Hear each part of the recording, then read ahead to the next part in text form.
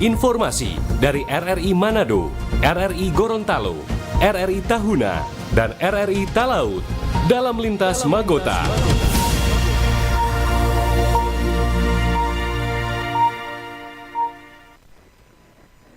Selamat sore, pukul 17 waktu Indonesia Tengah, Radio Republik Indonesia dengan berita Magota, Manado, Gorontalo, Tahuna, dan Talaut.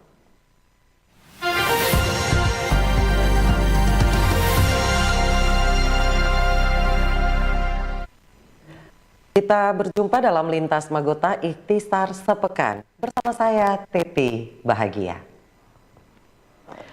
Kita ikuti berita dari RRI Manado. Korban dari insiden kebakaran kapal KM Barcelona 5A yang terjadi pada bulan lalu di perairan Talise, Minahasa Utara, menuntut hak kepada perusahaan PT SPI di pemerintah kabupaten dan DPRD melalui demonstrasi damai. Pasalnya sampai saat ini perusahaan tersebut hanya diam dan berdalih insiden kebakaran kapal karena bencana alam. Padahal para korban mengakui kejadian itu karena faktor kelalaian petugas kapal atau human error. Masyarakat Talaut yang menjadi korban dari kebakaran KM Barcelona 5A pada bulan lalu melakukan aksi demonstrasi damai kepada pemerintah Kabupaten Talaut, menuntut tanggung jawab dari pihak manajemen kapal untuk ganti rugi. Pasalnya selama insiden dan sampai sekarang ini pihak perusahaan kapal tidak beritikat baik menyikapi persoalan ini. Orator dalam aksi demo tersebut menyebut pihak manajemen kapal berdalih bahwa peristiwa kebakaran adalah peristiwa bencana. Padahal menurut semua korban, kebakaran di kapal itu adalah merupakan kelalaian dari petugas kapal atau human error yang harusnya menjadi tanggung jawab manajemen kapal. Karena dari sisi kondisi alam saat terjadi kebakaran tidak adanya situasi cuaca ekstrim, karena dikala itu kondisi cerah, tidak hujan, gelombang air laut tenang dan kondisinya terkendali. Tetapi hal itu tidak pernah terjadi. Bahkan satu kata maaf pun atas sebuah kelalaian tak pernah keluar dari mulut satu orang pun dari pihak PT Surya Pasifik Indonesia. Apakah mereka sungguh merasa tak wajib bertanggung jawab dalam kejadian ini? Kejadian kebakaran KM Barcelona 5A sejatinya bukan sebuah bencana alam. Itu adalah sebuah kelalaian manusia atau yang sering kita sebut human error. Pernyataan sikap pun disampaikan pendemo kepada pemerintah kabupaten dan DPRD untuk memberhentikan operasional pelayaran sementara kapal Barcelona yang ditunggangi oleh PT Surya Pasifik Indonesia atau PT SPI selama ganti rugi belum digantikan kepada para korban. Kami meminta mohon kepada Bapak Dewan sekalian untuk menyampaikan kepada KSOP agar memberhentikan sementara PT KSPI yang beroperasi di Kabupaten Kepulauan Talaut. Kami menolak keras sampai santunan kami atau hak kami dipenuhi. Kami menolak. Kami menolak keras. Minta maaf kalau saya sudah berkata kasar, tapi saya adalah korban. Bapak Ibu tidak mengalami. Tapi jika Bapak Ibu mengalami, mungkin akan berbeda ceritanya. Mungkin Bapak Ibu bersama kami di sini memperjuangkan hak-hak kami. Jadi kami meminta sekali lagi kepada Bapak Ibu untuk memberhentikan penjualan tiket dan operasi PT KSPI di Talaut sementara sampai hak dan kewajiban kami dipenuhi. Keluhan korban ini menyatakan kelalaian manajemen kapal menjadi penyebab utama sehingga korban kapal bukan hanya secara materi dirugikan, nyawa maupun kesehatan fisik dan mental berdampak pada sejumlah korban sampai sekarang ini. Oleh karena kapal yang menjadi kebanggaan oleh masyarakat Kepulauan Talaut tersebut, pasca insiden itu baru diketahui kapal tersebut tidak berdasar SOP serta standarisasi keselamatan pelayaran tidak dilengkapi pada kapal tersebut. Sebuah bentuk logo itu palsu. Yang kami dapati saat itu knalpot atau gerbong asap yang bersentuhan dengan tempat tidur kasur yang dikumpulkan oleh para ABK di situ maka itu yang menyebabkan percikan api dan langsung menyala besar. Tidak ada kebakaran di kamar 33, tidak ada. Kebakaran hanya di knalpot ini. Jadi itu semua ada palsu. Jadi tolong perhatikan kami, ada karena ini kelalaian dari ABK kapal. Sebenarnya knalpot itu sebelumnya berangkat dikontrol dan harus diganti. Tapi kenyataan membawa korban yang banyak. Tolong perhatikan kami. Dengarkan suara kami. Hak kami diperkosa oleh PT SP. Jadi tolonglah kami yang mengeluh kepada pihak pemerintah daerah. Pendemo pun mempertanyakan pendataan yang dilakukan oleh sejumlah instansi di luar dari Satgas SAR gabungan karena tidak diketahui untuk apa pendataan yang dilakukan. Demikian Hendra Asap melaporkan, RRI terus mengudara untuk Indonesia.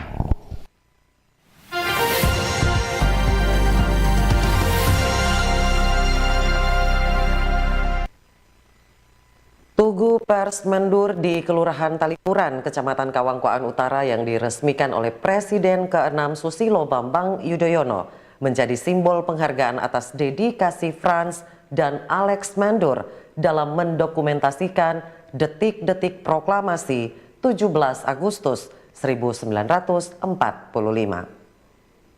Tugu Pers Mendur yang terletak di Kelurahan Talikuran, Kecamatan Kawangkoan Utara, diresmikan Presiden RI ke-6 Susilo Bambang Yudhoyono pada 11 Februari 2013. Tugu ini untuk mengenang jasa dari Mendur bersaudara, Frans dan Alex, saat mengabadikan detik-detik proklamasi RI 17 Agustus 1945. Di halaman Tugu Pers juga dibangun rumah panggung yang di dalamnya terdapat ratusan foto hasil jepretan Mendur bersaudara. Namun sayangnya bangunan rumah panggung khas Minahasa ini terkesan tidak terawat, bahkan sudah dimakan rayap. Foto-foto pun terlihat hanya ditempel di dinding-dinding bangunan. Pierre Mendur, penjaga Tugu Pers Mendur, berharap ada perhatian dari pemerintah untuk merenovasi kembali bangunan ini. Kalau peran jelang Alex dan Fran pada saat masa-masa revolusi, mereka memang mengabadikan tiap momen-momen yang di momen perang ataupun di momen yang ada kegiatan untuk Indonesia. Kalau harapan kami dari keluarga bahwa Tugu Pers Mendur ini memang harus direnovasi ulang, harus diperbesar karena foto-foto yang diabadikan oleh Alex dan Frans Mendur ini hampir 1 juta kopi film. Sedangkan yang ada di Tugu Pers Mendur ini baru 123 foto. Orang taruh semua tidak cukup lengkap. Jadi pemerintah harus melihat keadaan tempat ini. Yudi Turami, pengamat sejarah Sulawesi Utara, mengatakan Frans dan Alex Mendur sangat berperan penting mendokumentasikan proklamasi Republik Indonesia. Karena itu, kedua tokoh ini layak diusulkan menjadi pahlawan. Saya kira karya sangat otentik dan melegenda adalah karya dari buah tangan dari orang Kawangkoan. Oke, Alex dan Frans Mendur. Bayangkan kalau tidak ada foto dokumentasi 17 Agustus 1945. Generasi milenial, generasi Z, generasi Alpha akan mengatakan bahwa proklamasi 17 Agustus itu no picture, adalah hoax. Coba bayangkan dunia sekarang. Jadi kita harus menempatkan kedua tokoh ini layak menjadi pahlawan. Tetapi kenapa belum? Karena belum ada orang yang memperjuangkan. Sejak mereka meninggal, belum ada orang yang memperjuangkan Mendur bersaudara menjadi pahlawan nasional.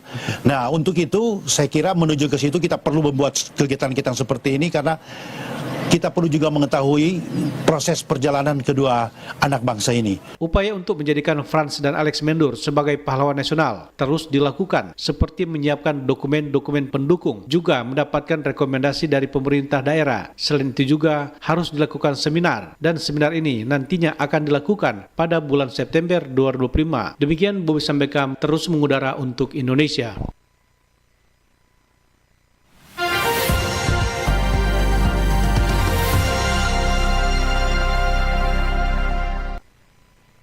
Selanjutnya kita ikuti informasi dari RRI Gorontalo.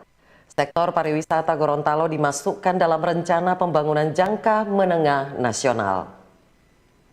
Provinsi Gorontalo, khususnya Kota Gorontalo, mendapat kepercayaan dari pemerintah pusat dengan dimasukkannya daerah ini ke dalam Rencana Pembangunan Jangka Menengah Nasional (RPJMN) untuk program Integrated City Planning atau ICP.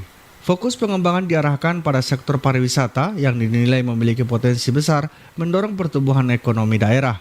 Ketua Komisi 3 DPRD Provinsi Gorontalo, Espin Tuli, kepada RRI hari ini menyampaikan kepercayaan tersebut merupakan peluang strategis bagi Gorontalo. Menurutnya, dengan pengembangan daerah yang semakin baik, sudah saatnya pemerintah dan masyarakat mulai memikirkan arah pembangunan hingga 100 tahun ke depan. Dimulai dari 10 kota yang alhamdulillah Provinsi Gorontalo atau Kota Gorontalo masuk dalam kawasan pariwisata dalam ICP secara nasional. Ini adalah sebuah peluang untuk daerah Gorontalo untuk bagaimana pengembangan wilayah tata kota ke depan. Karena secara strategis ini adalah suatu hal yang menguntungkan untuk kita karena memang kalau dilihat dari segi transportasi, kemudian dari ekonominya, lingkungannya, Kota Gorontalo ini atau Provinsi Gorontalo ini memang sudah harus dikembangkan untuk 50 tahun atau 100 tahun ke depan.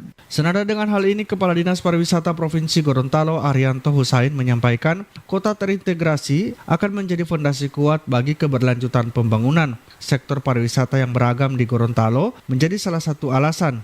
Berbagai objek wisata bahari, budaya, hingga wisata alam dinilai memiliki daya tarik yang bisa dikembangkan lebih jauh dengan dukungan infrastruktur dan tata kota yang terintegrasi. Ini sebuah lompatan karena ratusan kabupaten kota mengantri untuk bisa mendapatkan atribut sebagai kota yang terintegrasi. Yang kedua tentu kepada pemerintah Kota Gorontalo, ini akan menjadi sebuah tantangan yang kuat, yang besar dalam rangka mempromosikan pariwisata Kota Gorontalo sebagai hub-nya Provinsi Gorontalo. Jadi ini akan menjadi satu kolaborasi yang apik buat kita semua. Provinsi Gorontalo juga menekankan pengembangan ICP bukan hanya sekedar proyek jangka pendek, melainkan strategi pembangunan berkelanjutan. Dengan perencanaan yang matang, pengembangan sektor pariwisata bisa memberikan dampak luas, mulai dari peningkatan pendapatan masyarakat, terbukanya lapangan kerja baru, hingga meningkatnya investasi daerah. Taufik Usman, Pro 1 RRI, terus mengudara untuk Indonesia.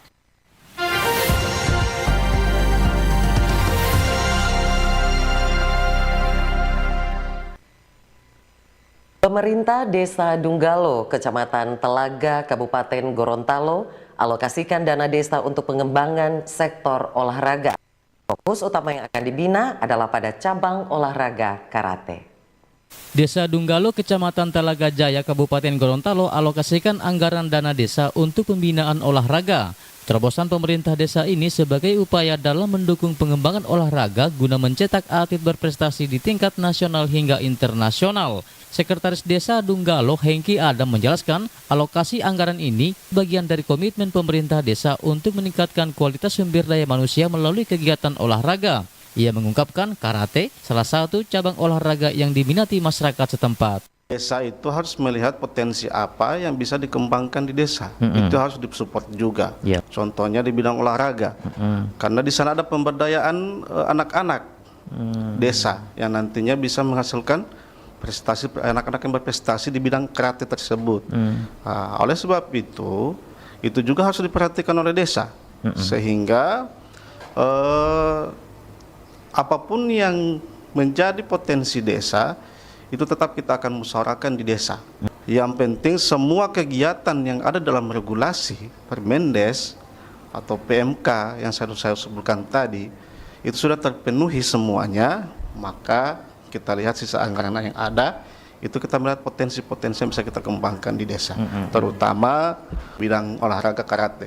Hengki mengungkapkan anggaran yang dialokasikan tersebut akan digunakan untuk menunjang kebutuhan latihan atlet seperti peningkatan fasilitas latihan dan penyelenggaraan kejuaraan tingkat desa.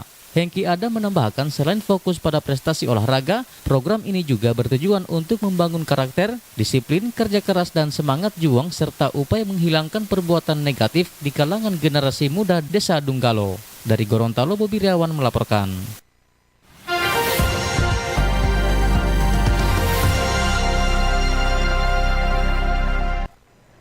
Selanjutnya kita menuju ke RRI Tahuna.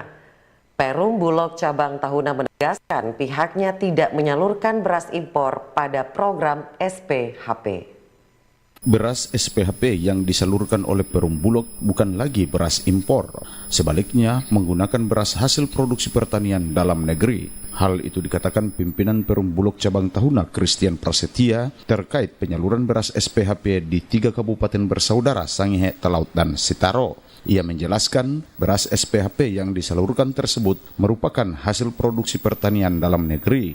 Tentunya hal ini sesuai dengan petunjuk pemerintah pusat, dalam hal ini Presiden Prabowo Subianto, di mana tidak lagi mengimpor bahan makanan berupa beras dari luar negeri karena pemerintah menggencot sektor pertanian. Dengan demikian, kebutuhan beras dalam negeri dipenuhi dari hasil produksi petani di Indonesia.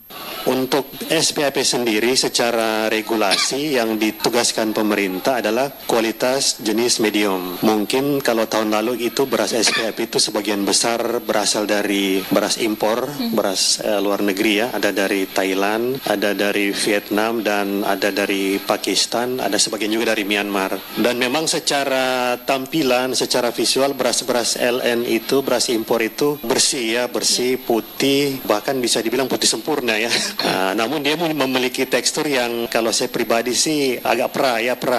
Jadi dia mungkin kalau orang sini bilang tahambur dibanding dengan beras panen dalam negeri lokal kita. Kalau panen dalam negeri memang dia secara visual, secara tampilan mungkin tidak seputih beras impor. Namun kalau saya pribadi sih dari segi rasa saya lebih suka yang beras panen lokal, panen dalam negeri. Menyinggung soal kualitas beras SPHP yang disalurkan saat ini, ungkap Christian Prasetya tidak kalah dengan beras impor.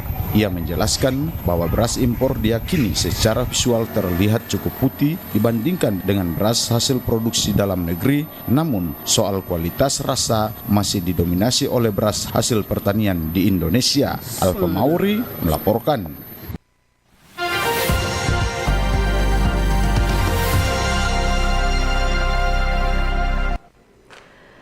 Hingga 19 Agustus tahun 2025, Perum Bulog Cabang Tahuna berhasil menyalurkan beras SPHP sebanyak 150 ton di Kabupaten Kepulauan. Sebanyak 150 ton beras SPHP berhasil disalurkan Perum Bulog Tahuna di seluruh Kabupaten Kepulauan Sangihe. Hal itu dikatakan pimpinan Perum Bulog Cabang Tahuna Christian Prasetya ketika diwawancarai RRI Rabu 20 Agustus 2025 di ruang kerjanya. Ia menjelaskan penyaluran beras SPHP pihak Perum Bulog Tahuna dibantu Polres Kepulauan Sangihe dan Kodim 1301 Sangihe. Di samping itu juga penyaluran beras SPHP melalui gerakan pangan murah yang dilaksanakan pemerintah daerah bersama pedagang dan pengecer resmi. Dalam pelaksanaannya kami dibantu oleh TNI dan Polri, dalam hal ini Polres Sangihe dan Kodim 1301 Sangihe. Di samping itu juga kami menyalurkan lewat Pemda, lewat gerakan pangan murah oleh Dinas Pangan Kabupaten Sangihe, dan juga lewat pedagang-pedagang pengecer di pasar-pasar rakyat maupun lewat jaringan rumah pangan kita milik Bulog dan beberapa kios pangan binaan pemerintah daerah Sangihe. Ia berharap melalui semua saluran tersebut beras SPHP semakin dekat ke masyarakat dan semakin mudah mendapatkan aksesnya. Bahkan bagi masyarakat yang ingin mendapatkan beras SPHP, pihak Perum Bulog Tahuna setiap hari membuka outlet di kantor cabang dan kantor gudang. Alexander Dalengkade melaporkan.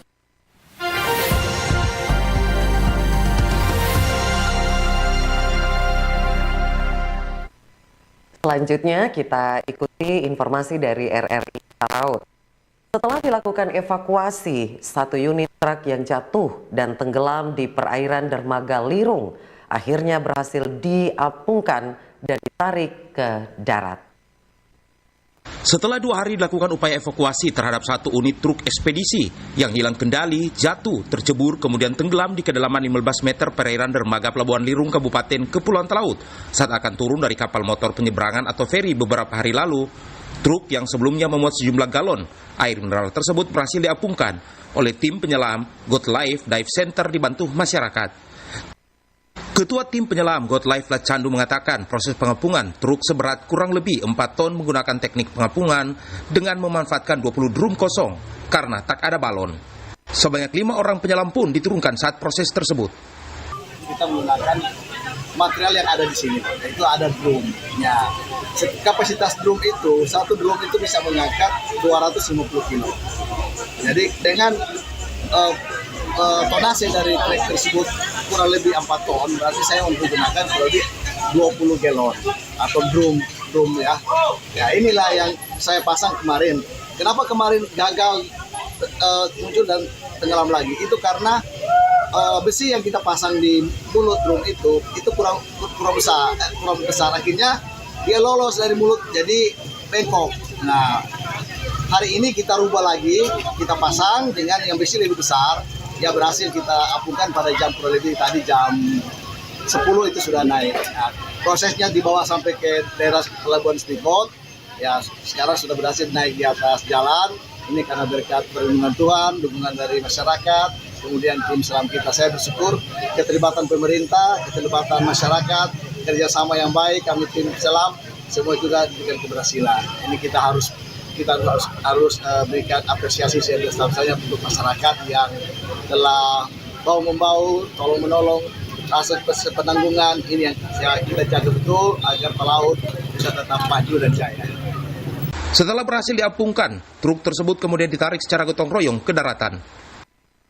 Diketahui meskipun tak ada korban jiwa saat peristiwa terceburnya truk, namun kerugian material ditaksir mencapai ratusan juta rupiah. Dari Kabupaten Kepulauan Talaut, Sulawesi Utara, Robert Tamaroba terus mengudara untuk Indonesia. Sekian Lintas Magota. Saya Titi Bahagia. Selamat sore.